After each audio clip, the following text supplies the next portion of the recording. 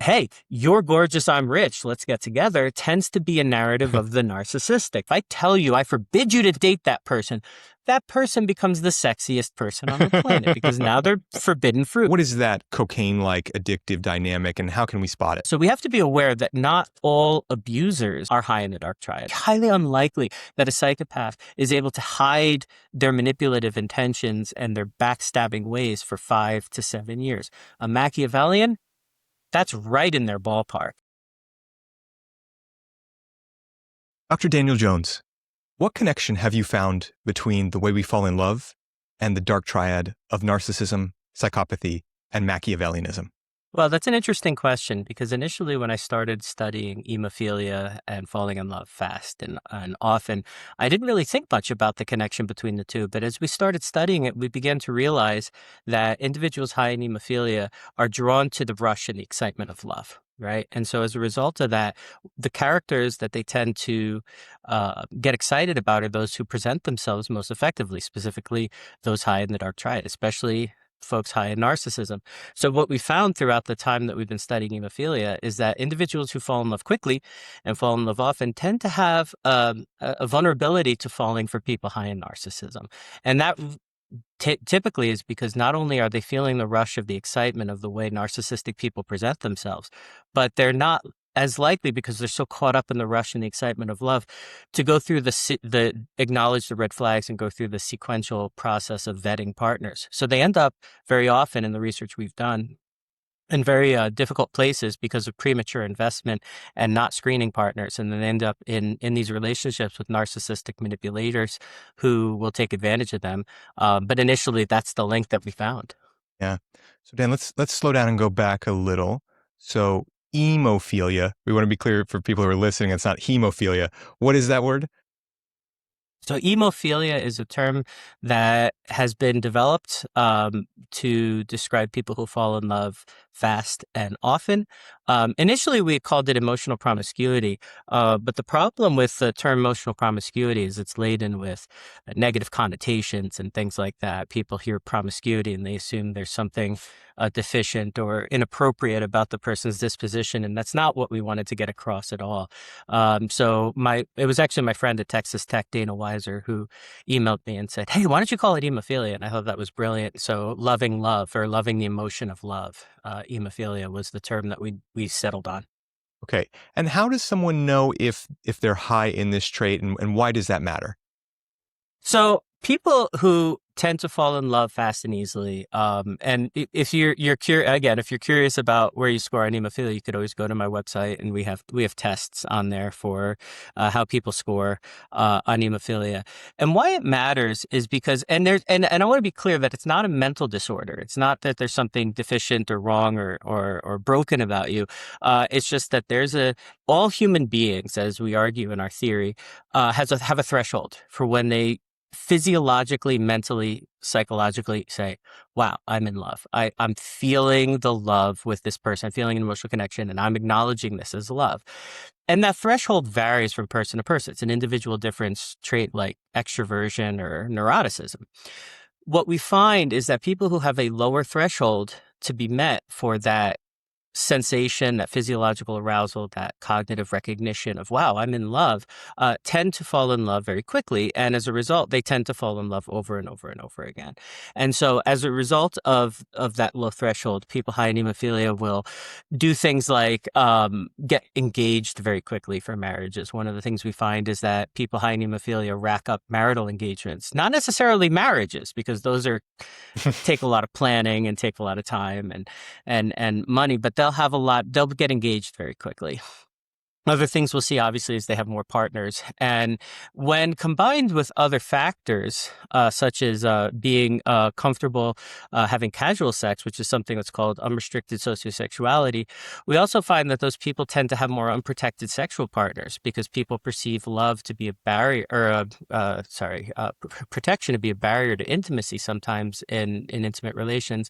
And if you fall in love with somebody and are comfortable going to bed with them very quickly, you tend to do away with protection protection sooner. And so that's another paper that we found in study that we found in 2012, that people high in hemophilia tend to have more unprotected sex partners. So there are real physical consequences that come along with the construct of hemophilia, in addition to life outcomes such as broken marital engagements. And we also find that these folks are high in likelihood of being unfaithful, because what turned them on to falling in love easily with one person doesn't necessarily turn off once they're in a committed relationship. And so interlopers tend to be more attractive as well because of that low threshold of love. So there's a whole host of life outcomes that come along with hemophilia, and they're not all bad.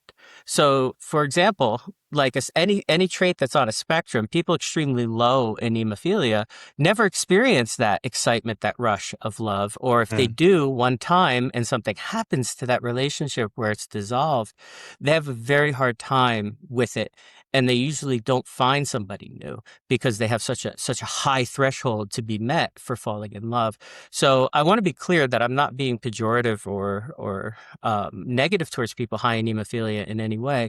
We all fall somewhere on that spectrum, and people at the high end tend to have different life outcomes than people on the lower end. And Dan, with these outcomes, you're saying there are a lot of them, one of them being that people are more susceptible to relationships with dark triad personalities. As I understand it, people with dark triad are already sort of targeting putting people into a situation where the game is kind of rigged. They'll use deception and things like that. So what is it about this trait that makes people uniquely susceptible? How are they targeted? So a couple of things that we find with hemophilia is that it's also associated with trusting faster. So Oh, if you meet somebody, for example, who fits every one of your boxes and just is a dream come true, and this particular individual that you're interacting with is just a knight in shining armor, or, whatever the equivalent is of a woman in shining armor. And you're just, wow, this person is perfect. And so what happens in hemophilia is that the heart takes over what the head might want to rethink. And so because people high in hemophilia also believe in fate, they also tend to be more likely to say, you know what I feel. I can't control these emotions of love. They believe in this sense of star-crossed lovers. And so as a result of that, they tend to connect very rapidly. And as a result, they remove the screening process that a lot of us go through, and they will rationalize or downplay red flags. And so this becomes a really, really toxic cauldron and concoction for narcissistic people in particular, who are self-presenters par excellence. yeah. In our world, they present themselves more attractive, unrealistically attractive. Especially, they do extremely well in first impressions. They manufacture an unrealistically positive sense of projection of themselves. So it creates this recipe of disaster for people high in hemophilia, because they are feeling all these wonderful feelings that are intentionally being manufactured by the person high in narcissism. And as a result of the lack of red flag vetting or the rationalizing of potential red flags, they end up investing very quickly. And then they end up in situations that are counterproductive for most relationship health. Let's talk about how to avoid those Huh. toxic relationships. And if we know all of this about recognizing manipulation, if we know that some people are more prone to be more trusting, what do you think it is that's really happening that's sucking people into bad relationships? So many years ago, there was a professor by the name of Carl Rosebolt that argued that commitment is a function of three things. It's a function of your satisfaction that you're feeling with a particular partner. It's a function of the investment that you've put into the relationship thus far. And it's a function of perceptions of how many viable alternatives are out there. So the more satisfied you are in a particular relationship, the more invested you are in a particular relationship, and the fewer alternatives you have to that relationship, you end up with an increased sense of commitment. And again, this recipe for disaster between people high in hemophilia and those high in narcissism when they get together is such that narcissistic manipulation builds people uh, up initially, the narcissistic charm, narcissistic individuals are so skilled at making you feel like you're the only person in the world at Mm. times, because that is where they find themselves in the initial hook, getting people to invest prematurely in the relationship. And so gaslighters, manipulators, folks of that nature tend to like to divide and conquer in relationships when they're trying to see somebody either as property or they're manipulating somebody into isolation. They will challenge the connections, the lifelines, the loved ones within that relationship if it challenges what the narcissist's ultimate goals are. So then there is this separation or this isolation process.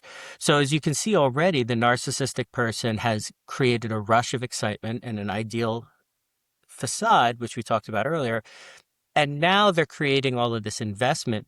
And investment can come in the form of making sacrifices in the cutting off friends, cutting off family. Sacrifices can come in the way of, well, I'll let you live rent free with me for a while, or you have massive credit card debt. Maybe I'll help you with that, or maybe I will leave my job and move somewhere with you. I'll choose a college based on you rather than my career goals. And all of these investments build psychological dissonance for leaving the individual. And that's exactly what a manipulator would want, is all kinds of dissonant reasons why you can't leave.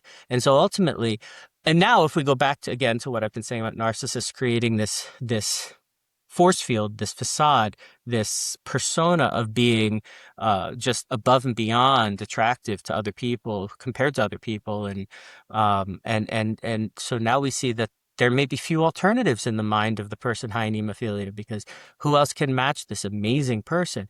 And so you have that recipe again, the Rosbolt 3-factor that creates this spike in commitment, despite the fact that the person eventually may become very abusive or toxic. This 3-factor commitment, what did you call it? The Rose Bolt? Yes, Carol Rosebolt, it was her investment model. It was Yeah. originally published in 1980. So with these 3 factors being satisfaction, investment, and options, if you can manipulate the investment and the options, then you can scale down the satisfaction but keep someone stuck. Is that how it works? That's exactly right, because commitment is still a function of those three things.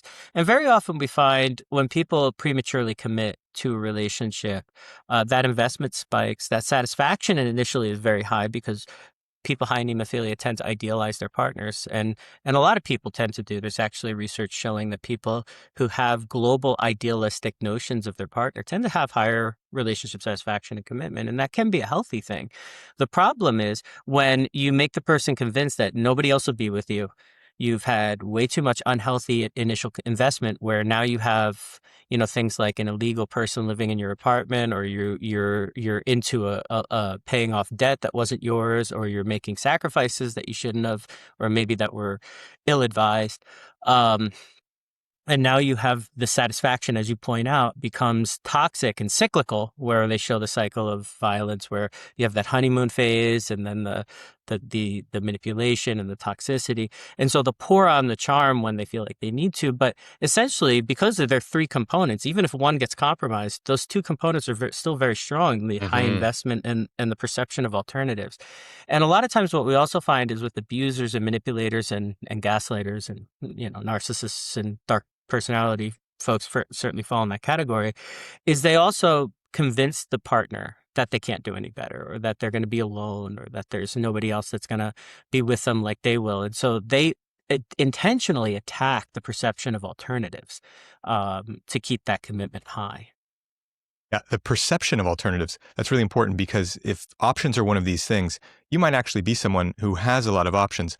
But if you've been in a relationship with someone who is psychologically attacking you, who is giving you messages or about things, or maybe they even say, "Oh, so and so told me this about you," so they're getting in your head and making you think that people are saying things, but they'll lie and use deception. You break down the options, and then you get that investment going too. I've seen one of these guys, he'll get people to travel with him. He gets them very quickly committed to travel. So then they're in a place where they don't know people. The options are down. He's messing with them psychologically, and he's got them invested in this trip, in this future plan. And then as soon as the travel's over, they have to invest in something to make the most of that travel experience. And he keeps people in a cycle. What do you think about all That's that? right. So one of the things that I would say is if you're going to try, I actually advise people to travel with a partner before moving in or getting, especially if the travel is, not well planned out, because people will show their true colors when they're frustrated, when luggage gets lost and things like that. Just Yes. make sure you have a safe way out.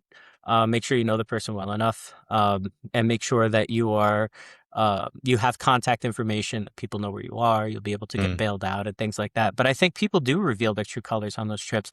I think the key thing, and what you articulated, which was really interesting, is the fact that they end up feeling stuck, right? And when you end up feeling stuck, and you feel like you don't have many alternatives, is exactly where a manipulator wants you to be. And the key thing to understand is that it's never too late. Very often manipulators will say, "You're going to throw away all these years. You're going to throw away all mm, this time, all this love we have together." Yes. And those weren't wasted years. Those were years that you learned not to be with an abuser. And so I think really important is flipping the script psychologically and the narrative that people have, and say it's no longer about the time with that person being wasted. It's the time with that person you learned not to be with a person like that. And so being able to alter the narrative of having a lesson learned rather than dropped cost, I think is an extremely valuable narrative shift. mm. And it frees up that investment component of this three-factor model. It says, okay, That's exactly right. my investment is paying off, and in something that's real, because the relationship was a facade.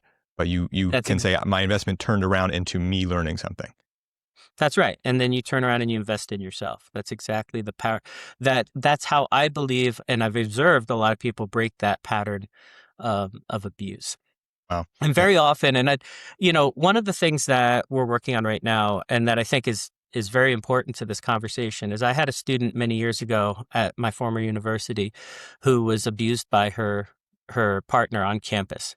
And it was kind of one of these things where there was a semicircle around and he was hitting her and abusing her and things like that.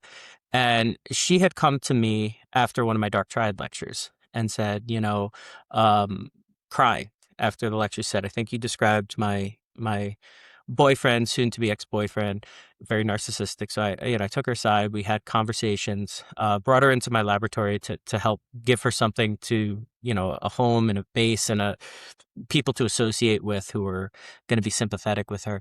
And one of the things that I learned as I interacted with her and kind of just was available is he went through stages of manipulation. mm, And this is one of the things that I think is very important to understand, is that we don't manipulate all at once with all of our tactics all at once. These manipulators will try something, and if that fails, they'll try something else. And so initially the phases she went through were, the initial one was charm. Come on, baby. I'm sorry. I love you. mm. I'm no, I love you. I'm the guy for you. Right. And so she stood strong, to her credit, and said, "No, we're done." And the next thing was vicious coercion and attacks and threats. "I'm going to get you kicked out of school. You're trying to hurt me. I'm going to really get you next time." Right. And then after that, it was subjugation, right? So once she stood her ground and said, "No, I'm bringing charges against you. I'm getting you thrown off campus. It's, why are you ruining my life? Why are you doing this to me? It's just, this is my future." And at every stage of that sequential manipulation, she stood her ground and said, "No, I'm going to, if not for me, I'm going to do this for other women. You can no longer be on campus. You've demonstrated you don't have the behavioral capacity to be a student."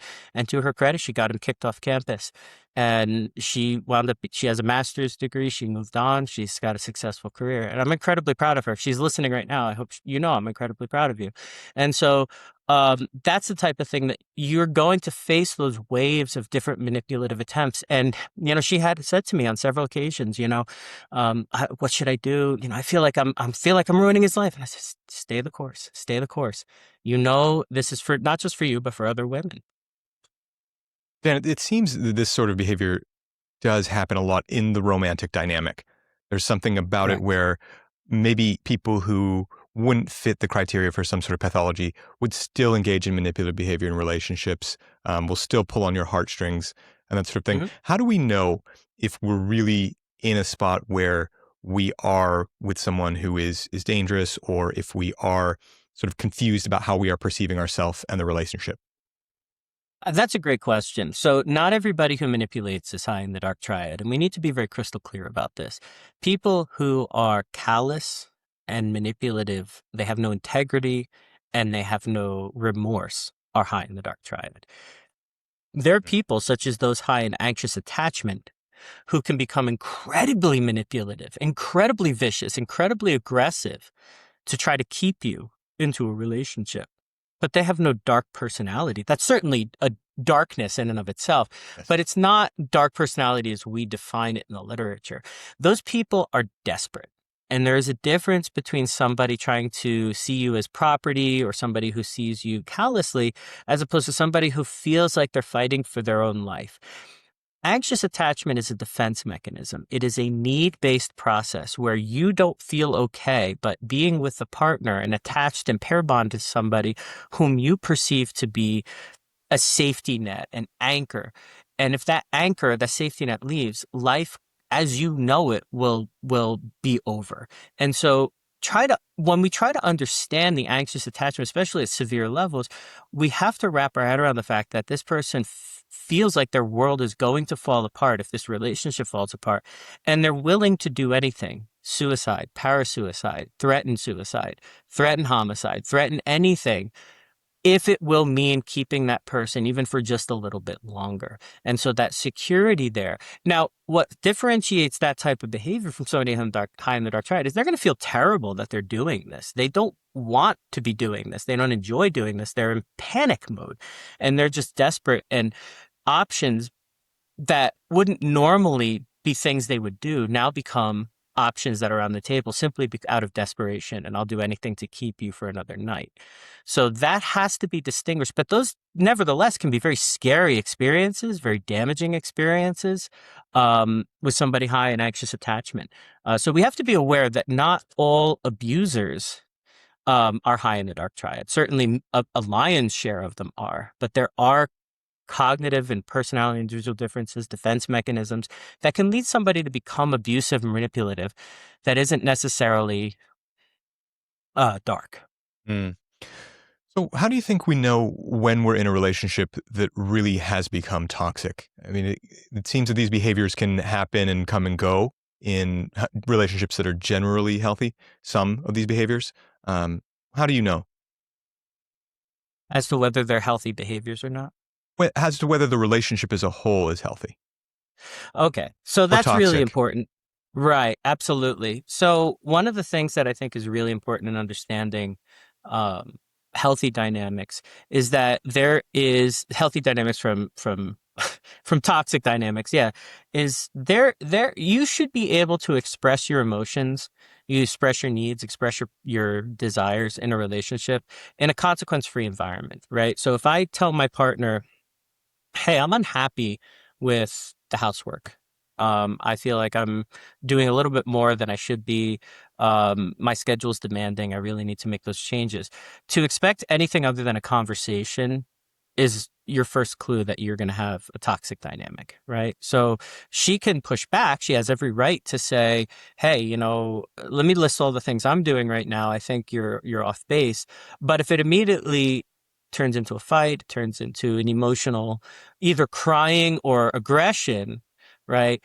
And it's a concept that we talk about in organizational behavior, but it really applies well to relationships, which is psychological safety, right? And the idea in organizations of psychological safety is that the teams that are the most effective and the most powerful aren't the ones that don't have people raising complaints. It's actually the opposite.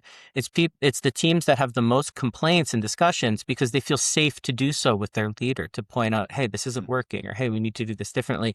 And I think psychological safety is a concept that needs to occur in relationships as well. If you can't have an honest dialogue with your partner about something that's bothering you or that needs to be changed in the relationship, that's your first clue that the dynamic is not a healthy one.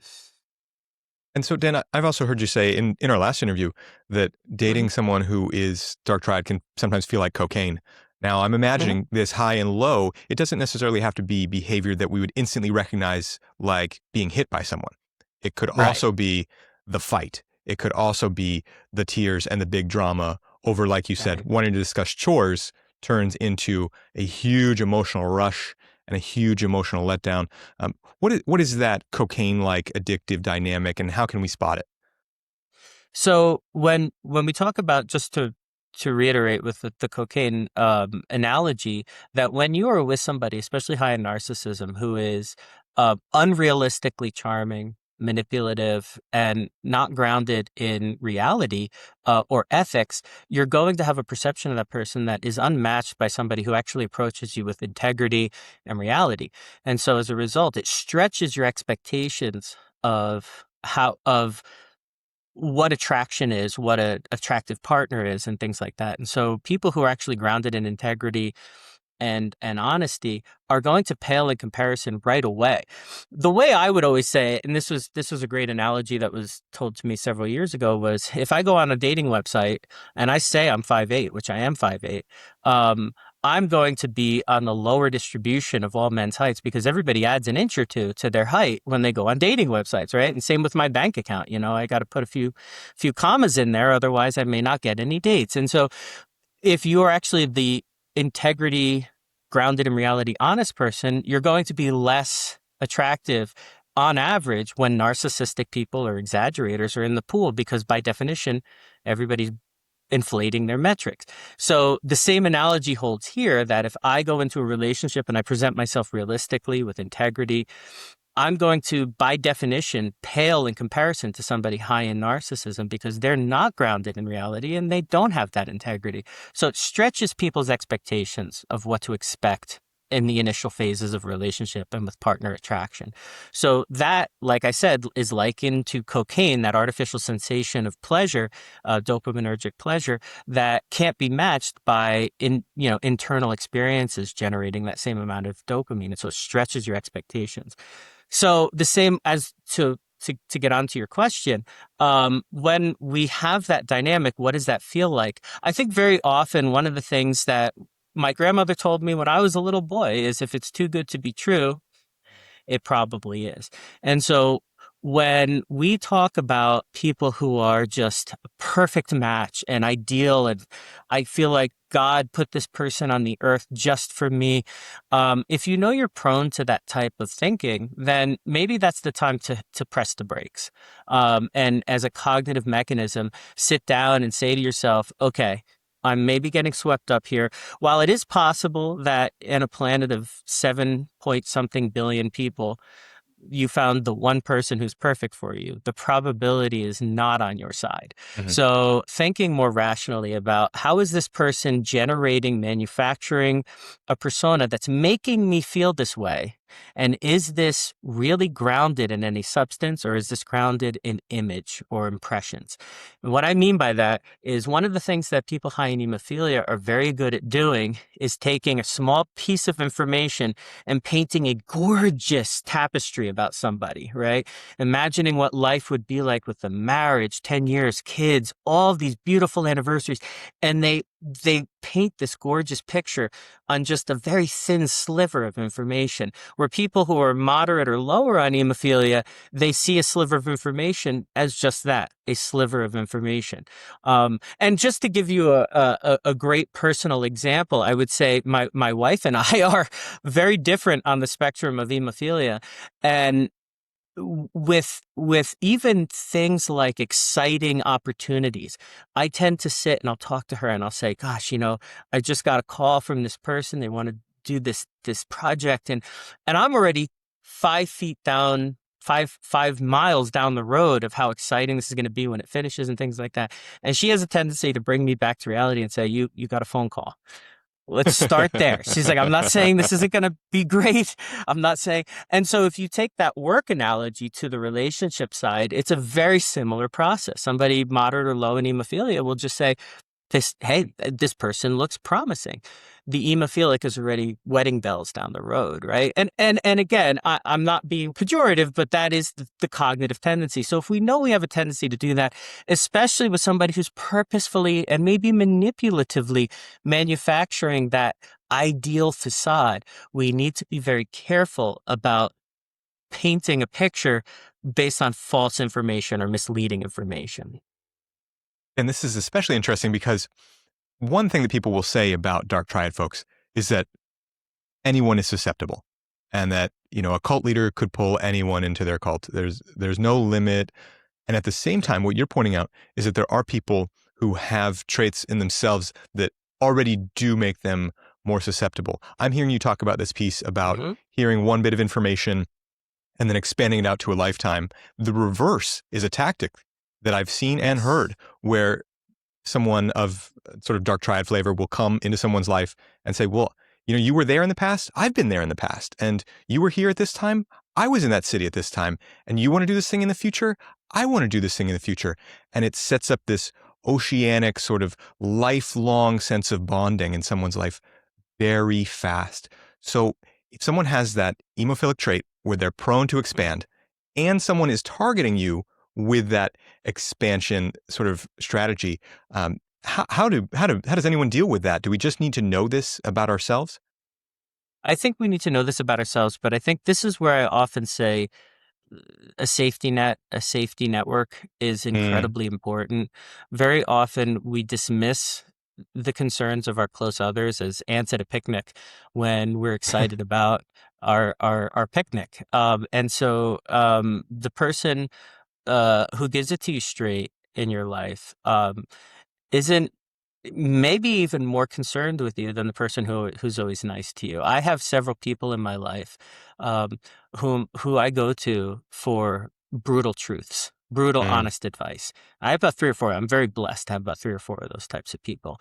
My brother, especially being the number one person, he doesn't sugarcoat, and I need that at times because when I'm running away with my fantasies of this, that, and the other, he'll bring me back to reality and he'll say, here are all the things that you may be concerned about. And initially, I would get irritated and I'd say, why are you raining on my parade? Why are you bringing storm clouds on my sunny day? And what I come to realize is that I seek him out now when I'm too excited about something or very excited about something, because I realize he's doing it out of love. He's doing it out of concern for that future. And so that's where I would advise, if you have a tendency to run away with things, have a safety net. Even a therapist would Mm. work. But I'm saying even a close friend, a loved one, somebody who is not afraid to tell you like it is and say, "Hey, I have concerns about this person that you've been dating, or I have concerns about you moving in with this person after 2 weeks. Let me sit down and let me explain." If you can keep an open mind and not see them as being jealous of you or trying to rain on your parade, but instead a genuine concern, and listen to them and put the emotions aside and let them talk to you rationally. I think that's an excellent way to make sure that you are not letting your emotions get the better of you in these situations. And very often, that person will become public enemy number one to a manipulator. They will not say, "Yeah, absolutely, listen to your brother, think it through." A manipulator will try to rush you through a decision and create enmity, drive a wedge between you and that safety net. Hmm. Oh, yeah. So, Dan, you said you have a lot of these people in your life, which I think is a blessing. I have one who's coming to mind for me, who he's that kind of guy who I can talk to. And yet I know right now, I just saw him this weekend. He recognizes something in his brother's life and he is reluctant to tell his brother. And it's bothering him because he's the kind of person who wants to tell his brother, but he's afraid of alienating his brother. What do you think we can do if we see this in other people, in our friends, to tell them, but not to alienate them? So I think one of the things that we need to do when we first initiate that conversation is remind them where we're coming from. Hey, I'm super happy for you. I'm super excited. I love you. I want to express some concerns about what I'm Mm. seeing out of love, and let them know where you're Mm. coming from initially. Mm. I think the second thing is, and I think we mentioned this in the last show, but I think it's such a valuable tool, is to get them to sit down and say, "Hey, why don't you tell me all the things that could potentially go wrong? Let's have an honest conversation about what the warning signs are here. So I'm happy for you. I'm excited for you. However, this partner, as you know, some people have expressed some concerns. So I want you to tell me. I'm not going to tell you. You list to me all the things that you think might go wrong or that could be red flags that, if your daughter, if your son were dating this person, what would you say to them? And why don't we list that out? Because what we've learned through social psychological processes is that cognitive dissonance very often needs to be self-generated, right? And so people who come up with their own list of things then tend to adhere to that as being valid more than when you're given. Because when you're given a list of warnings, that creates a different process, which is called psychological reactance. Nobody Mm. likes their freedom. Nobody likes their freedom restricted. Right. And so if I tell you to do something, if I tell you I forbid you to date that person becomes the sexiest person on the planet because now they're forbidden fruit. Now there's how dare now you're trying to tie my hands. I'm going to be the Romeo Juliet break free and find true love. And you create this romantic narrative of you're trying to keep me from the love of my life. Where if the person generates the reasons why that person might be a problem internally, then they're arguing with themselves about whether or not this is a good idea. And that can generate dissonance that ultimately sobers them up to a potential problem. Wow, that is such a useful strategy, Dan. I'm seeing now that you've really looked at this problem of dark triad relationships Mhm. from a side that a lot of people don't, I think.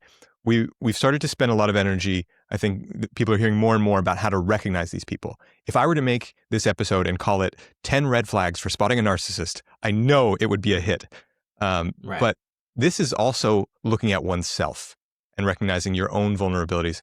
It sounds really valuable for people who want to understand this themselves. You said that you have an assessment that people can do. What kind of questions are in that assessment? What sort of self-assessment strategies can we use to even understand our vulnerabilities and what we might bring to this kind of dyad? So the questions are range from pretty obvious and pretty straightforward to a little more complicated. So I would say some of the questions are: I fall in love easily.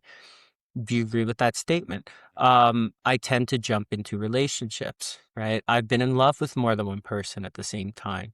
I love the rush of falling in love, right? And so if you start to see that these processes are taking hold and you really that excitement, that initial honeymoon phase of meeting somebody is what you live for, and you tend to really thrive on that rush of falling in love, that initial can't get the person off your mind phase. You tend to be higher in hemophilia. If you acknowledge the fact that you have this low threshold for falling in love and it has happened over and over again, maybe simultaneously, if you're balancing between partners and trying to, oh, this person's so amazing, but oh my God, this person really gets me. And then you do have those tendencies. And so finding those patterns in yourself will give you an idea of where you fall in hemophilia. And so absolutely, if we want to list 10 red flags of how to spot a narcissist versus 10 red flags of vulnerability to narcissism, we could certainly do that, because the 10 red flags, I'd say, of being susceptible to somebody high in narcissism is first believing in this notion of fate and being that, Mm. I'll know right away if somebody is for me. Because the truth of the matter is, that's a narrative that we have manufactured in our culture that I think is incredibly toxic. And one of the things I mentioned in the Emophilia book is how we believe in this star-crossed notion of love. And very often, people in relationships, successful relationships that have lasted 20, 30 years, do a horrible disservice to people who are in initial phases of relationships with what's called hindsight bias. And this was something that Dan Savage, the columnist, said a long time ago. If I were to tell you that when I met my wife, the moment I saw her, I knew there was something different about her as compared to all the other women I met. And you're dating somebody who may be a little shy, a little boring.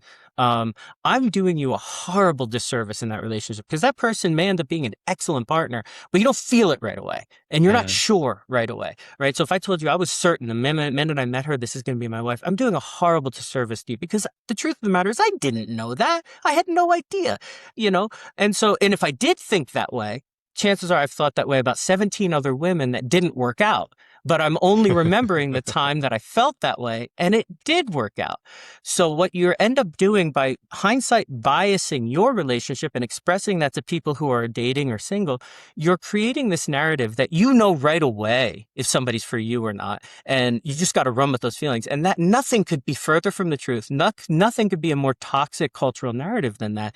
And that's where the narcissistic playground is open because they create that sense of I am perfect in every way. And this is, as you said, I've been there in the past where you've been. I understand what you've gone through. I'm going where you're going. It just fate brought us together. What a coincidence. And if you feel all those feelings and you believe this person is truly has the potential to be a perfect partner, that should be a red flag, not a green light. Hmm. Yeah, I'm so glad you mentioned fate, Dan. I've seen one Hmm. of these people in action, and he's a con man. And Hmm. I saw him con a man effectively out of control of his own business.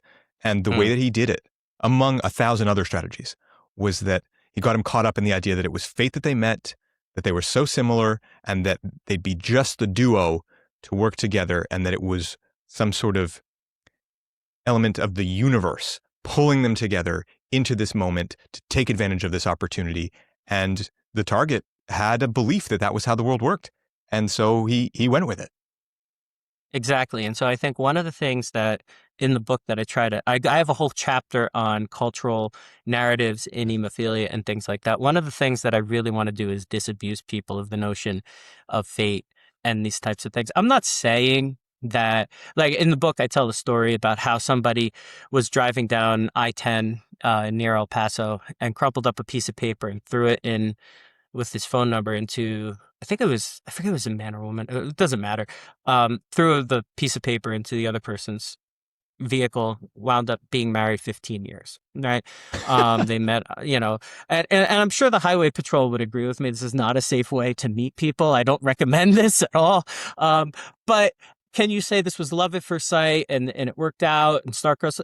Sure. It's a very, very unusual way to meet a partner and very, um, a very romantic narrative.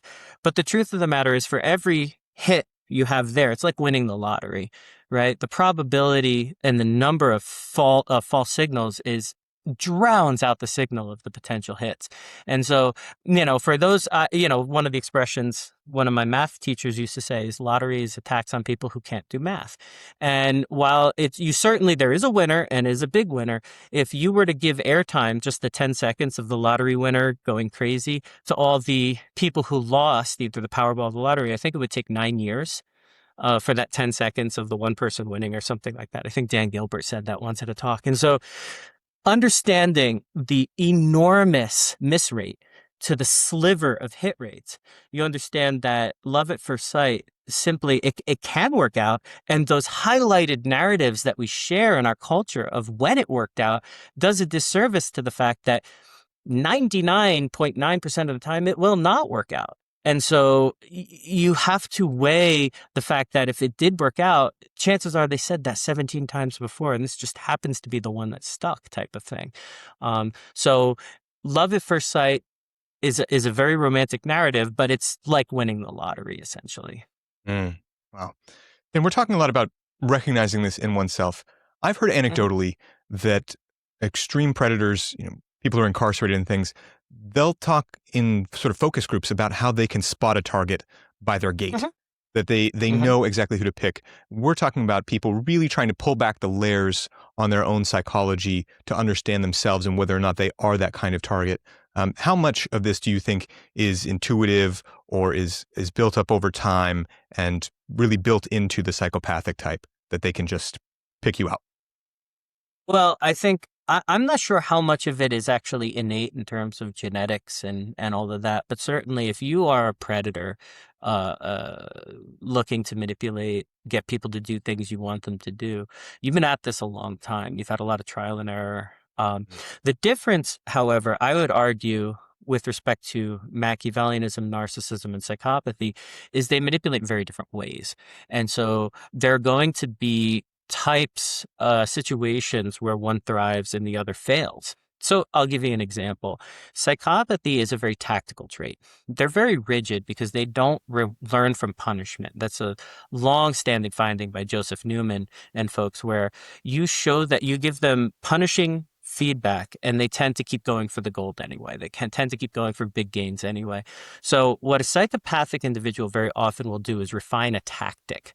So they'll have a line, a pickup line, an approach, an angle, and they'll play a numbers game. They'll hit up 10,000 people in 20 of them will fall for it. Think of it as spamming out a phishing attack and hitting 10 million targets. And if 5 fall for it, you were successful, according to the psychopath. It's a very tactical strategy. Machiavellianism is on the other side of that spectrum, where you'd have individuals high in Machiavellianism who they learn, they get to know their target. They tailor the strategy. So they're a strategic type of individual. They learn things first. They take their time. They get to know their target. They tailor their approach to the reconnaissance and the information intel they've gathered ahead of time. They think long game, they manipulate, and it unfolds over time. And then narcissistic people will manipulate using overconfidence, charm, and flattery towards the individual, and then self-aggrandizement and self-promotion. They come across better than as we've talked about in initial contact, better than anybody. And so as a result, you have 3 very different vectors of manipulation, although the end game is the same: manipulation and harm to the other person. So it's very important to understand, as we talked about in the last episode, that individuals, if you don't understand the 3 dark triad traits and beyond, you can create blind spots in how you could be manipulated if you think there's just one dark factor out there and everybody who's high in a dark personality does the same thing. That's actually not true at all. You have to understand the nuances to understand the different ways in which they're going to approach manipulation. And Dan, with these different vectored approaches, as you say, across the dark triad, would they all be able still to spot a good target? Do they all have that ability to pick them out, or is that specific to the violent offender who's looking for somebody on the street to mug, or is it specific to the charmer who's looking for somebody to seduce? I think that's a really great question, and one that we are a little incomplete in our knowledge of. I would say that the ones, and so this is coming from the research of Beth Visser and Angela Book, who show that psychopathic individuals can spot likely targets by the way they walk. And so that was research that comes out of Canada that shows that they can spot potentially victimizable individuals by their inattentiveness as they walk. They did show that once you focus, you look around, you're expecting somebody in the environment, the effect goes away. So obviously there are things we can do to protect, especially women, from being victimized, and move that signal out of the realm of possibility. But that was psychopathic individuals who do that. I'm not so sure that would translate to the other dark triad traits. And specifically because Machiavellianism, I believe when we talk about the cult leaders you mentioned before, we talk about anybody can be manipulated, anybody can fall for this. I think that applies primarily to the Machiavellian because they do have the long game. I mean, we hear about these stories of people who have been married to psychopaths for years and didn't know it. I am skeptical of those stories. As we talked about with the CEOs last time and people climbing to the top of the corporation, a psychopath is very much impulsive, very much erratic. It's not impossible, but it's going to be highly unlikely that a psychopath is able to hide their manipulative intentions and their backstabbing ways for 5 to 7 years. A Machiavellian, that's right in their ballpark. So when we talk about these people who live double lives, were married to somebody for 7, 10 years and didn't know their manipulative agenda, most, if not all of the time, we're talking about a Machiavellian. So I don't necessarily think Machiavellians look at somebody and say, that person is who I want, only to the degree that they have what you want, and then they will tailor their manipulation to you as a target. Psychopathic individuals may be more, that person's vulnerable. Regardless of what they have, that's an easy target. So it might be that Machiavellians are choosing or selecting targets based on certain characteristics, but those characteristics may be how much money do they have and how much will this manipulation afford me, because I'm in it for the long game. I'm going to invest a lot of time and energy in this target. I want to make sure it pays off. Whereas psychopathic manipulation, as we talked about, is very superficial. So they look for easy targets more than what the resource yield will be if they manipulate that target. Hopefully that makes sense. Yeah. And then looking for the easy target, it comes back to a lot of our topic today, which is understanding if you are someone who is, rather than easy target in this case, let's say if you are someone who is prone to falling in love quickly. Mm-hmm.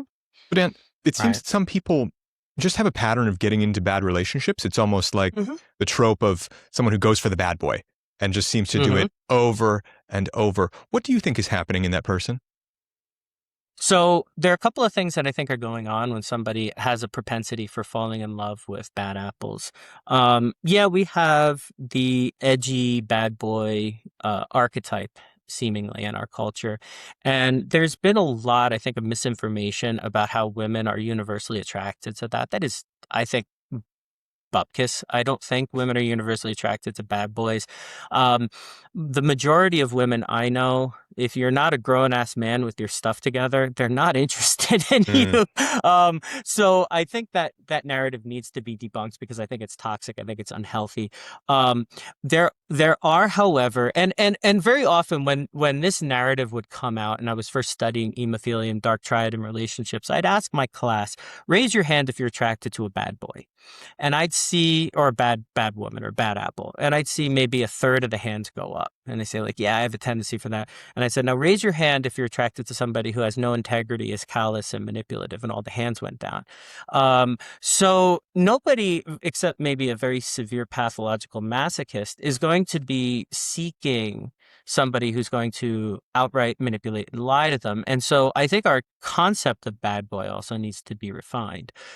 If you're talking about somebody who plays by their own rules, who is kind of dominant in social situations, doesn't care what other people think, edgy, that is can be attractive to a certain sliver of the population, based on where they're at a particular time, and psychologically speaking, if they're prone to that, if that evokes excitement in them, Mm. then you're going to have an attraction to that type.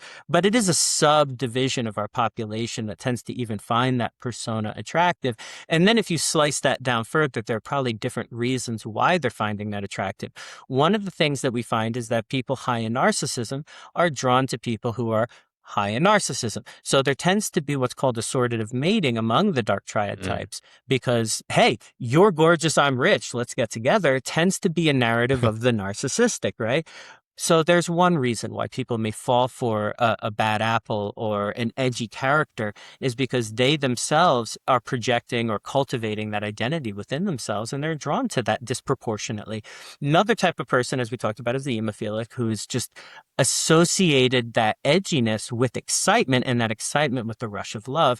And that process plays itself out through that love of love, that excitement, that premature rush of connection that they have. So there are ways that these things can play out, but differentially. But again, I don't think this is a human universal. It's certainly a narrative we have again in our culture that again I try to debunk in the book, that I think is really critical to understand that most people don't want to be abused, lied to, manipulated. If anybody, it's the edginess that they're drawn to, and that edginess may or may not come with a callous core. There are a lot of people who I know have played out the bad boy persona who are teddy bears, and very often they it can be a trap where they say they show the soft side to you, but they're badass to other people. And that could be a trap because eventually if they're badass to other people, they'll cycle back to being a badass to you. Um, but very often that's a persona people are projecting. And ultimately it is a benign facade they're putting on to try to be attractive and things like that. So again, it's difficult to know at those stages whether the person is truly a teddy bear or they're playing the teddy bear part to lure you in. So I would be very leery of that. But ultimately, um, there are people, and what I would say is if they have the capacity to be callous and manipulative to other people, eventually they have the capacity to be callous and manipulative to you. So I would say that's still a big red flag, even if they're showing this teddy bear side towards you. I would call it a red flag regardless. Dr. Daniel Jones, thank you for bringing nuance to that stereotype. For those listening, you can just see that you have such a depth of understanding on this whole range of the dark triad question and these relationship questions. Before we get to our last question, for people who want to hear more from you, where should they look for you online?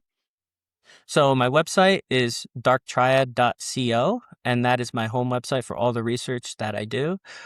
You can also reach me at my LinkedIn account. I'm on LinkedIn.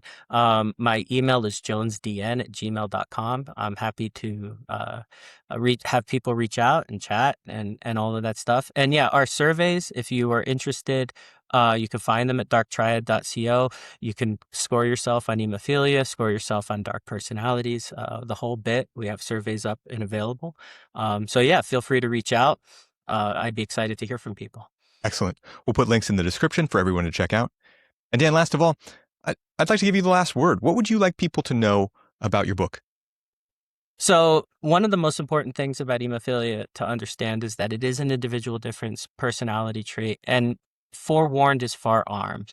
If you understand that you have the tendency to fall in love fast and easily, if you have the capacity for premature love, that can be a beautiful, exciting thing, and you can live a long, happy life. I would put myself high on the hemophilia scale, and I'm happily married for 11 years. So it's not a predestination towards anything. You don't have to fall into the patterns of being taken advantage of or repeated romance. If that's not what you want, you ultimately, knowing your tendencies, and in the book, I have a wide variety of advice, and the final chapter gives a future direction on how to handle this stuff.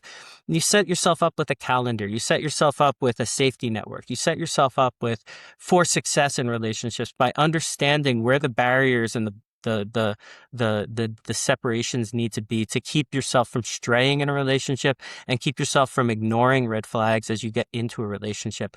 Building those social networks and safety networks and awareness are things I talk about in the book, and things that people can empower themselves to both ride the excitement of hemophilia and be safe at the same time. And knowing where you score on that spectrum and what your tendencies are, in addition to what types of behaviors you can engage in to keep yourself safe, are things that I emphasize in the book. And so I'd encourage people to look it up. It's called Falling Fast: The Perils and Possibilities of Hemophilia, and it's with Oxford University Press.